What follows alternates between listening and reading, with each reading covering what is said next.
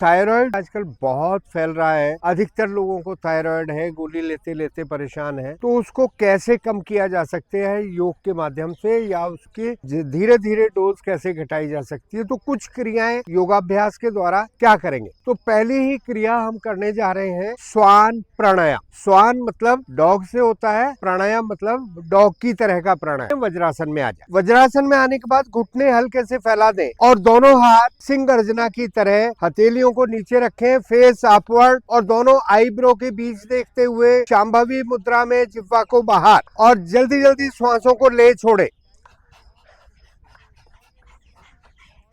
आपके बॉडी के टेम्परेचर को भी डॉग की तरह मेंटेन रखेगा। और अग्निसार क्रिया भी हो रही है, पेट की पंपिंग अपने आप हो रही है। रिलैक्स और आराम करें। तो दूसरी क्रिया इसी की सिमिलर सिंह गर्जना। तो अगेन पोजीशन वही श्वान प्राणायाम वाली, शांभवी मुद्रा, जिह्वा बाहर, और मैं काउंट करूंगा, दहाड़ना है। 1 2 3, रिलैक्स। दोनों हाथों को मले और गले को सहला। तीसरी क्रिया उज्जयी प्राणायाम। उज्जयी प्राणायाम हम दो तरीके से करते हैं। एक तो हम स्नोरिंग करते हुए खराटों के साथ, जैसे हम आवाज को निकालते हैं, उससे भी लाभ मिलता है। और उज्जयी का ही दूसरा जो कंठ से आवाज को खींचते हैं, आप मेरी साउंड को सुनेंगे तो आपको समझ आएगा। ये मैंने पूरक किया, यानी कि श्वास लिया। इससे कंठ को संकुचित करते हुए खरांटों के साथ मैंने आवाज को लिया। तो हमारे नासिका के पिछले भाग से लेकर कंठ तक इस पर प्रभाव पड़ा। दूसरी क्रिया जो जबरदस्त है उज्जयी में, उसमें आपने कंठ के साथ आवाज को पूरक करते हुए, श्वास भरते हुए, आप देखेंगे गड्ढा बनता है आपके कंठ में, होलो बनता है। तो ये भी उज्जयी है। ये दोनों क्रियाएं आपके गले में किसी भी तरह की थायराइड की, चाहे ग्लैंड बढ़ गई हो, चाहे सीक्रेशन कम या ज्यादा हो गया हो, उन सब में लाभ मिले। अभी तक मैंने एक क्रिया और है जो मुंह खोलकर हा हा हा की साउंड निकालते हैं, वो भी हमारे थायराइड को ठीक करेगा। 5 काउंट तक मैं बोलूंगा 1, तो आपने बोलना है 1 2 3 4।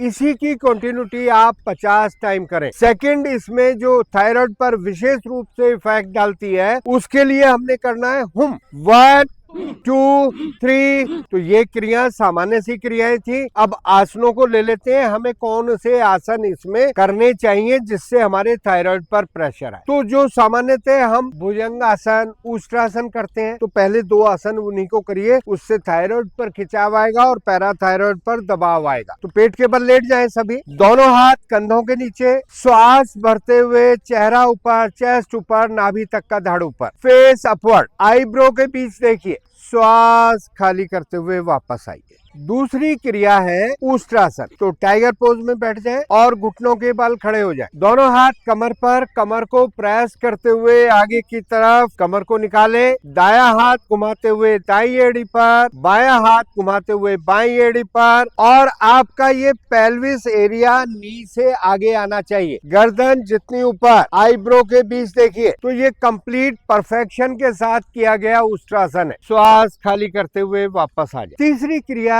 सर्वांग आसन थायराइड के लिए सबसे बेहतर है, लेकिन जो लोग सर्वांग आसन नहीं कर सकते, उनके लिए 2 आसनों का कॉम्बिनेशन बताया जाएगा, जिससे आप थायराइड को डिफीट कर सकते हैं, मात दे सकते हैं। तो पहला, सर्वांग आसन में थोड़ी पर प्रभाव पड़ रहा है, कंठ दबा हुआ है, तो इससे क्या होगा, थायराइड पर दबाव आ रहा है। लेकिन जो लोग सभी साधक नहीं करते, इनिशियल क्या करना चाहिए, तो ये आसन अर्ध हलासन कहलाता है। तीसरा आसन ब्रिज पोज कहला जाता है। तो ये दोनों मिलाकर वही लाभ देंगे जो पहले साधक ने किया हुआ। तो या तो ये करिए, अगर वो नहीं होता है तो ये प्लस ये करिए, तब आपको 2 करने पड़ेंगे। और जो सर्वांग आसन कर लेते हैं, फिर उनको और अधिक लाभ लेने के लिए हलासन में जाना है, यहीं से कर्णपीड़ आसन करना है, और पैरों को वापस ले आए, और तीनों साधक मिलकर करेंगे मत्स्य आसन। कोहनी के स्टैंड पर आ जाएं, क्राउन ऑफ द हेड जमीन पर लगाएं,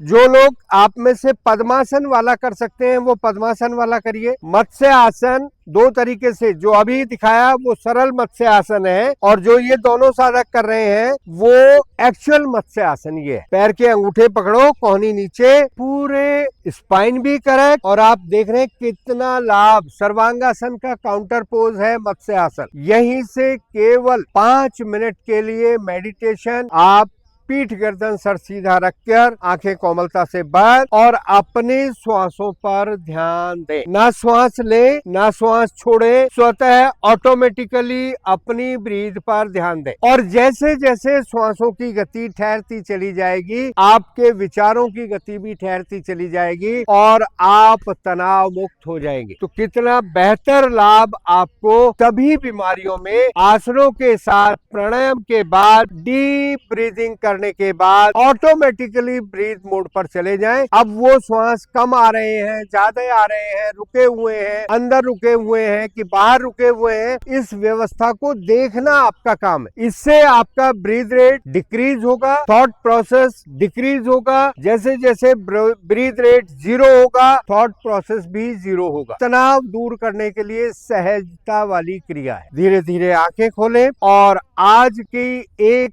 स्पेशल चीज आपको बताने जा रहा हूं। अब जिन लोगों को समझ है थोड़ी भी आंतरिक कुंभक बाह्य कुंभक त्रिबंध की, थायराइड पर प्रभाव देने के लिए आंतरिक कुंभक त्रिबंध सबसे बेहतर होता है। तो इसमें क्या करना है बेटा, नॉर्मल पे श्वास भरें।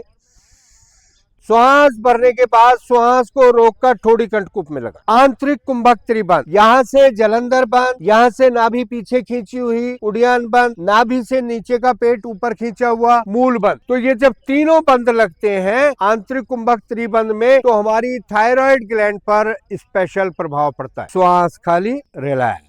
अगर थायराइड वाला पेशेंट इसकी 5 आवृत्तियां किसी योग्य योग टीचर की ट्रेनिंग में ही साधक करे, अपने आप इस क्रिया को ना करे, तो आंतरिक कुंभक त्रिबंध में जलंधर बंद का विशेष महत्व है। अगर श्वास भर के रोक लिया और जलंधर बंद नहीं लगाया तो आपके ब्रेन को हानि पहुंच सकती है। मूल बंद लगाकर अगर आंतरिक कुंभक करते हैं तो थायराइड के लिए विशेष लाभ मिलता है।